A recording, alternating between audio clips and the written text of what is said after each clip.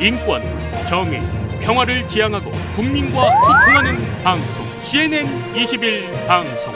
CNN21 방송은 지오그룹, 3.1운동 유네스코 등재 국회기념재단, 대동문화재단과 함께합니다. 한발 빠른 뉴스 채널, 세상을 바꾸는 힘, CNN21 방송.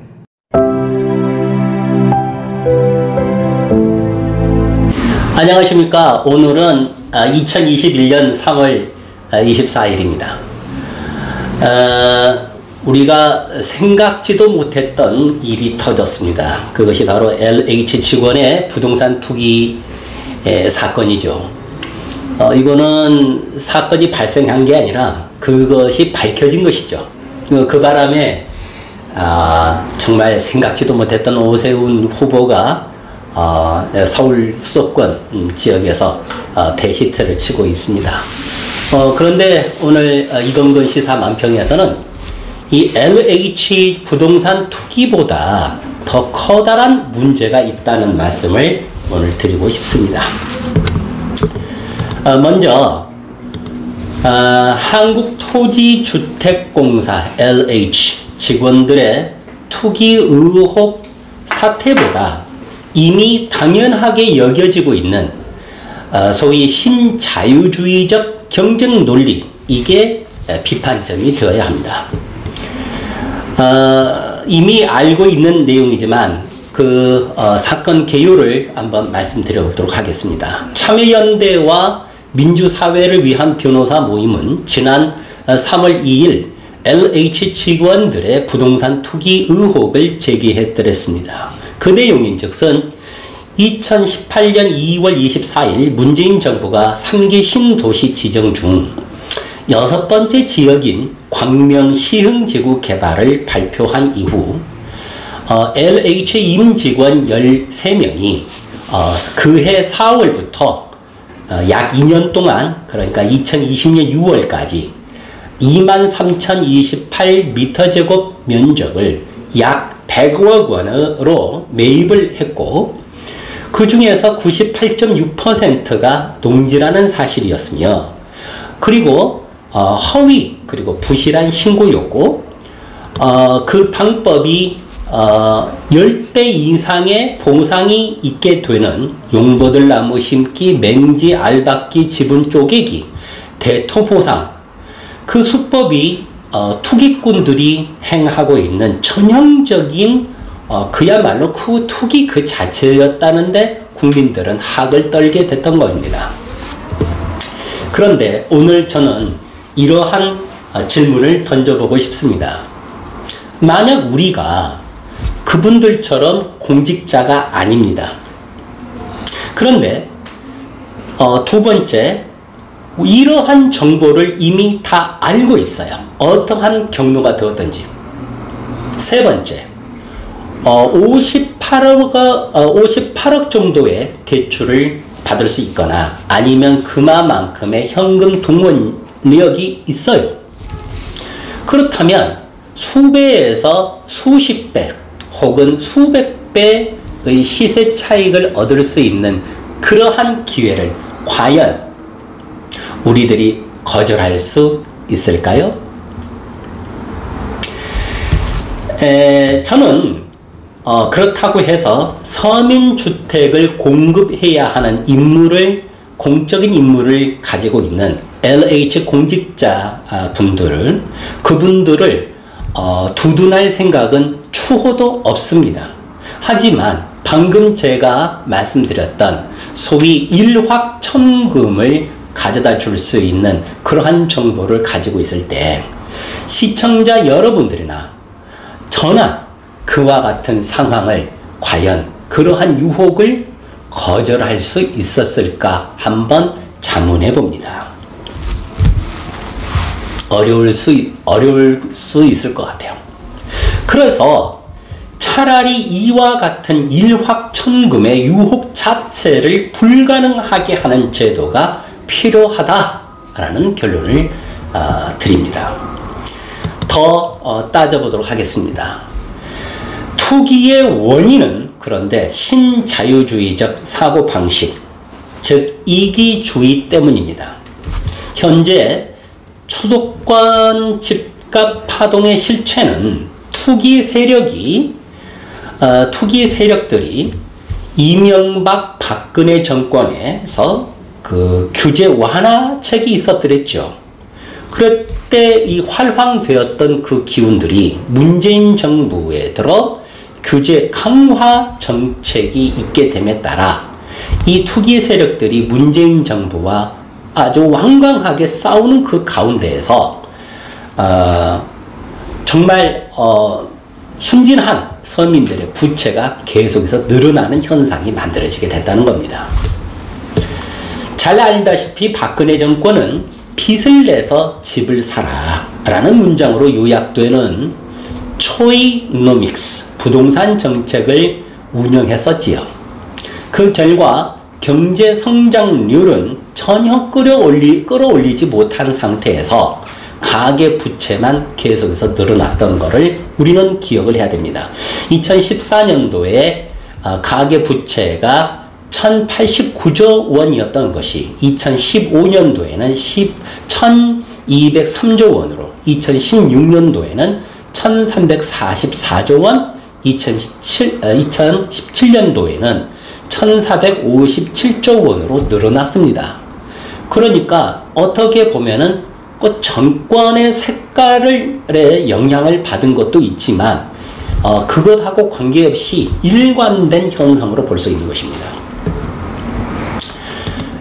우리 PD 선생님께서 잘 조절해 주실 것으로 믿고 제가 표를 준비했습니다.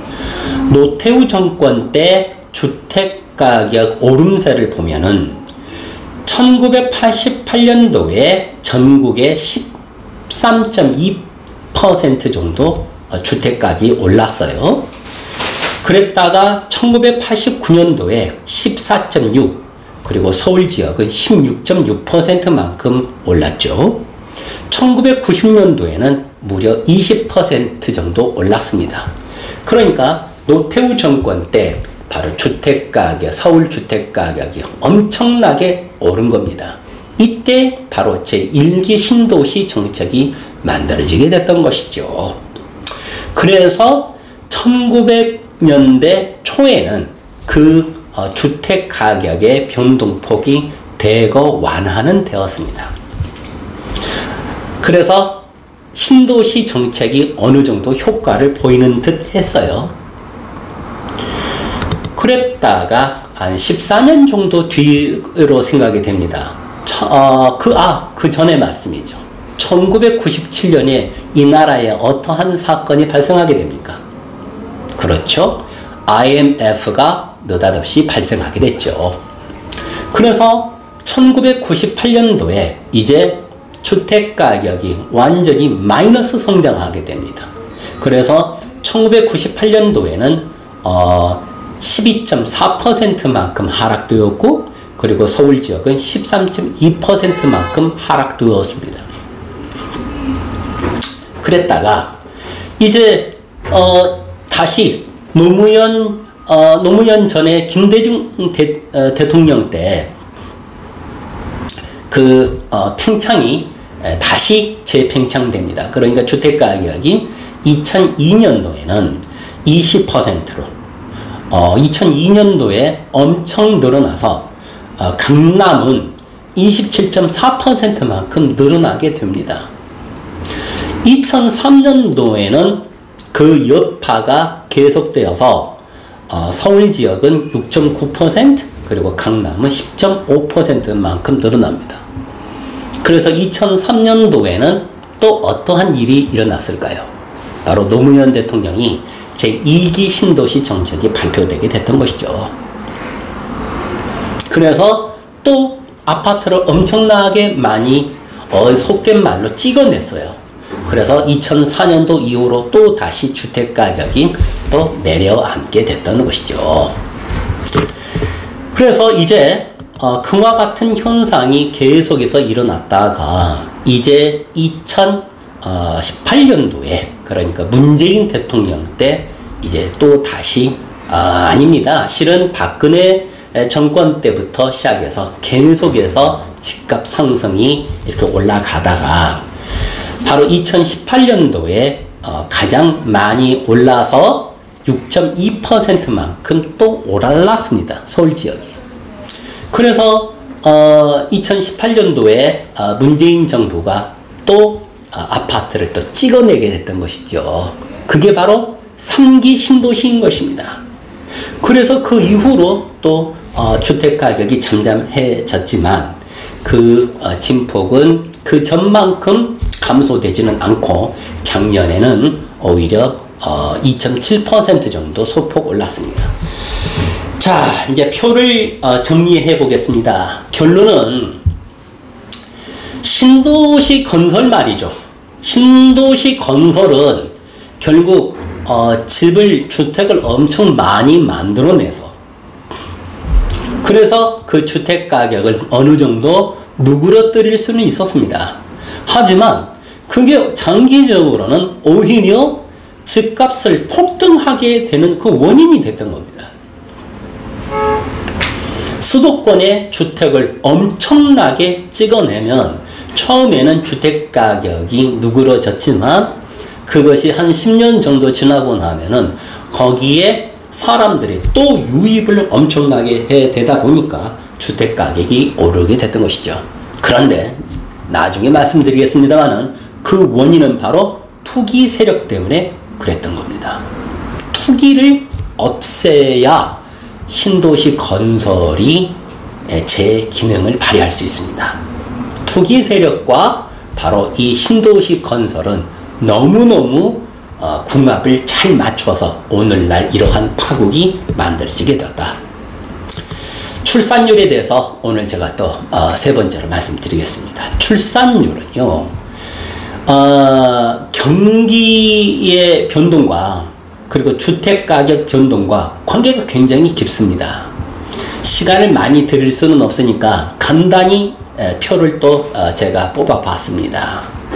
제1기 신도시, 2기 신도시, 3기 신도시 그 국면마다 그 주택가격이 폭등하게 됐던 그 시점에서 바로 출산율은 급감하게 됐던 거를 제가 표로 확인할 수 있었습니다. 단적인 예로 1994년도에 전체 우리나라 총 출산율 출생아 숫자가 72만 명이었다가 1998년도에는 64만 명으로 줄어들었어요. 그러니까 1900년대의 후반에 그때가 이제 IMF의 영향을 받았기도 했지만 그 바로 이 주택 가격의 그 폭등 현상 이것하고 맞물리게 됐던 것입니다. 그리고 2013년도에는 이제 그 출산아의 숫자가 43만 명, 그리고 19년도에는 30만 명, 그리고 작년에는 27만 명. 그래서 가임 여성 한 명당 아이를 낳는 합계 출산율을 보면은 1994년도에는 여성 한 명당 1.65명을 낳았던 것이 이제 작년에는 0.84명만 낳게 되는, 그러니까 출산율이 건 절반에 이르게 되는 그런 현상이 나타나게 됐던 것입니다. 그러니까 25년 동안 결과적으로 우리나라의 주택가격은 그마 2배, 3배 이렇게 오르는 반면에 출산율은 완전히 거꾸로 2배, 3배, 3배까지는 아니더라도 절반 정도로 이렇게 감소가 이루어지게 됐던 것이죠. 결과적으로 무분별한 신자유주의를 추구하고 있는 바람에 서두에 여러분한테 제가 질문을 던졌지 않습니까? 정보를 충분히 가지고 있고 그리고 돈이 나한테 있고 일확천금의 어떤 기회가 눈앞에 있을 때 신자유주의적 사고 방식에서는 누구든지 그 부동산을 사도 무방하게 되는 겁니다. 이와 같은 불합리한 정책 추구를 깨뜨리지 않고서는 부동산 투기 현상을 막을 수가 없는 거예요.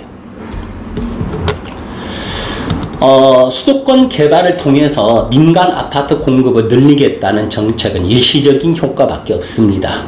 만연해져 있는 투기 심리를 근절해야 하는데, 그것은 종합부동산세와 같은 부유세 제도를 강행하면서도 소위 기본주택으로 명명되는 질 좋은 공공장기 임대주택을 제공해서 집값 폭등의 공포에서 벗어나도록 해야 합니다.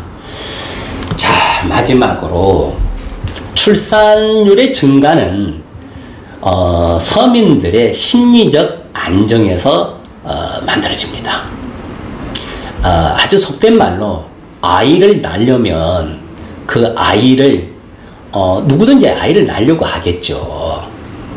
너무너무 사랑스럽지 않습니까? 저는 아무리 힘들어도 제 두 딸만 생각하면은 너무너무 행복합니다. 그런데 내가 가장 사랑하는 사람과 혼인해서 나를 가장 사랑하는 부모님이 원하시는 나의 2세를 낳아서 내 가족이 가장 행복하게 살 수 있는 집에서 살 수 있다는 안정감을 가질 수 있을 때에만, 다시 말씀드려서 집값 폭등이 있지 않고 투기를 잠재워서 아주 안정된 상태에서 저렴한 집값 속에서, 아니면 저렴한 월세 속에서 편안하게 살게 해준다면, 바로 이 젊은이들이 사랑하는 사람과, 그리고 부모님의 원에 따라서 2세를 낳아서, 그리고 그러한 가족들과 행복하게 살 수 있을 것이다 생각합니다.